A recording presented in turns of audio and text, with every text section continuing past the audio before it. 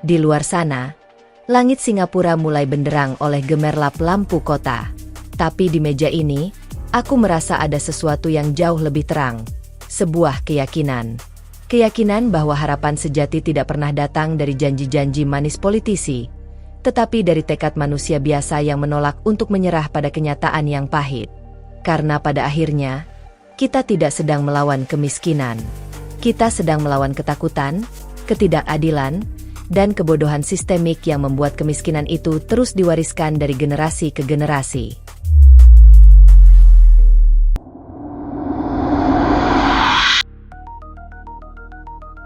Dalam teori, tugas sebuah negara itu tunggal dan suci, memastikan seluruh sumber daya nasional dikelola untuk sebesar-besar kemakmuran rakyat.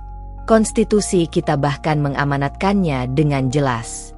Namun dalam praktiknya, terutama dalam 2 dekade terakhir, agenda pembangunan nasional kita telah bergeser. Negara tidak lagi menjadi wasit yang adil. Negara justru menjadi pemain, bahkan menjadi tangan tak terlihat yang secara aktif membantu segelintir elit ekonomi dan politik untuk mengakumulasi kekayaan. Dalam ilmu ekonomi politik, fenomena ini punya nama, state capture. Ini adalah kondisi di mana kebijakan negara secara sistematis dibajak oleh kelompok korporasi dan oligarki untuk melayani kepentingan pribadi mereka. Bank Dunia menggambarkannya sebagai bentuk korupsi level tertinggi, karena ia terjadi secara legal, melalui undang-undang dan peraturan, bukan sekadar suap di bawah meja. Dengan kata lain, korupsi bukan lagi sebuah penyimpangan, melainkan telah menjadi model dari pemerintahan itu sendiri.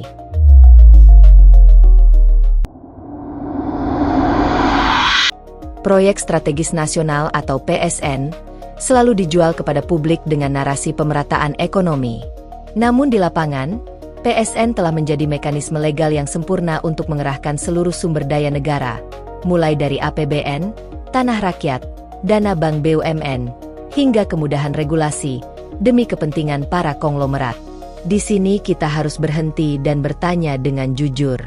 Jika proyek-proyek tol, bandara, pelabuhan, dan kawasan industri ini memang benar-benar menguntungkan secara bisnis, mengapa pembangunannya harus disuntik dengan uang negara?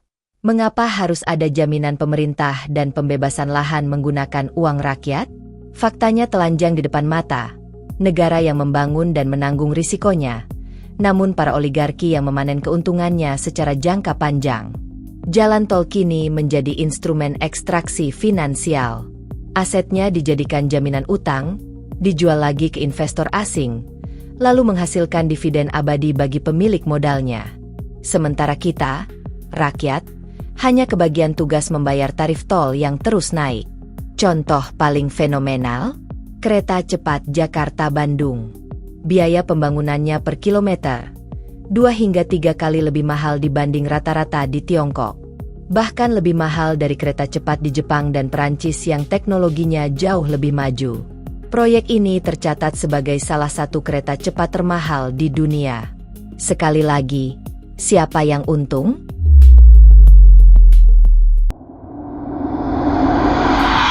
Pemerintah mengklaim kebijakan hilirisasi nikel sebagai sebuah keberhasilan besar. Slogannya indah, meningkatkan nilai tambah, memperkuat industri nasional, menyerap tenaga kerja. Tapi di balik slogan itu, tersembunyi sebuah kenyataan yang kelam. Hilirisasi justru telah membuka ruang bagi penjarahan besar-besaran atas mineral strategis kita. Perusahaan-perusahaan smelter, yang mayoritas dikuasai modal asing yang bermitra dengan proksi politik di dalam negeri, mendapatkan karpet merah dari negara. Mereka mendapatkan tax holiday atau libur bayar pajak hingga 20 tahun. Mendapat harga listrik super murah dari PLN.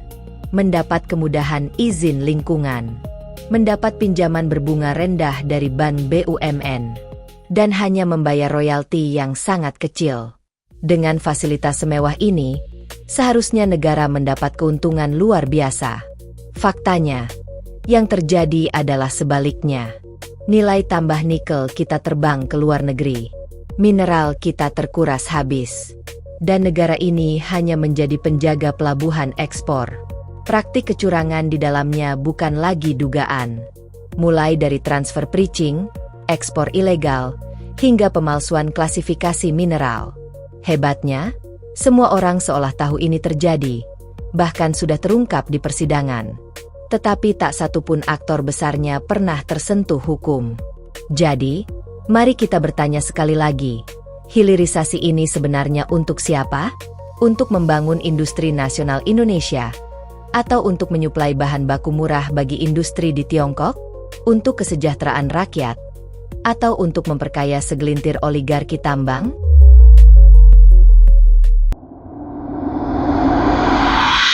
Jika sektor infrastruktur dan tambang dikuasai oligarki investasi, maka sektor pangan dikuasai oleh kartel impor. Setiap tahun, kita mengimpor beras, gula, hingga daging dalam jumlah masif.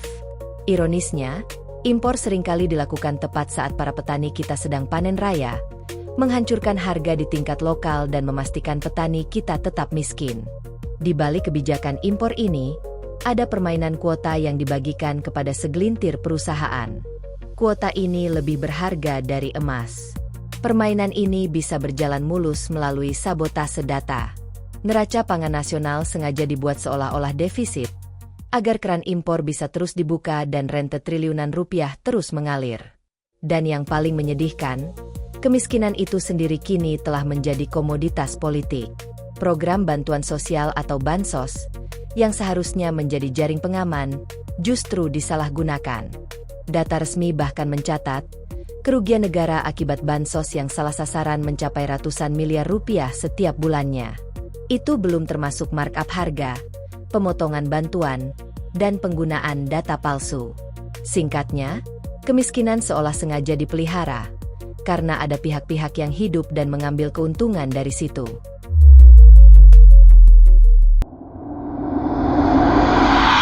Pada akhirnya, kita semua sampai pada satu kesadaran yang pahit. Pembangunan hari ini seolah telah kehilangan maknanya. Jalan tol dibangun megah, tapi BUMN yang membangunnya justru sekarat. Hilirisasi digembar-gemborkan, tapi keadilan bagi rakyat lokal tidak pernah datang. Kedaulatan pangan didengungkan, tapi impor terus merajalela. Bansos diguyurkan, tapi kemiskinan esensial tak kunjung berkurang. Kita tidak sedang kekurangan insinyur, ekonom, atau pejabat yang pintar. Yang hilang dari republik ini hanya satu hal sederhana, keberanian untuk melawan para pencari rente. Perubahan hanya mungkin terjadi jika negara kembali tunduk pada konstitusi, bukan pada oligarki. Jika penegakan hukum berani menyentuh para dalangnya, bukan hanya operator di lapangan. Korupsi adalah sebuah kejahatan, tetapi membiarkannya terjadi secara sistematis adalah sebuah pengkhianatan. Dan bila hukum telah kalah dan kekuasaan bisa dibeli, maka nasib republik ini hanya bisa dititipkan pada satu ruang keadilan terakhir yang tersisa, hati nurani rakyatnya.